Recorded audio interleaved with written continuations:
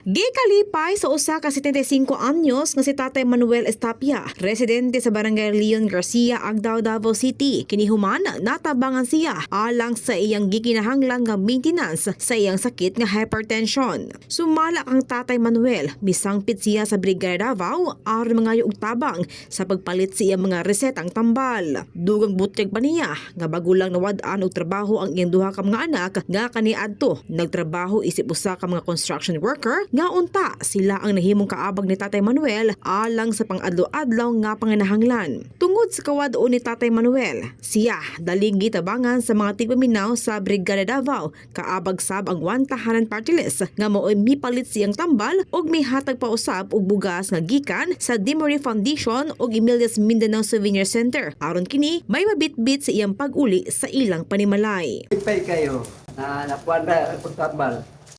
Ito na lahat. Meron mo kasing kasa nga naghatag. Lakong tambal o kanyang bugas. Kanyang salamat sa ninyo. Tanan.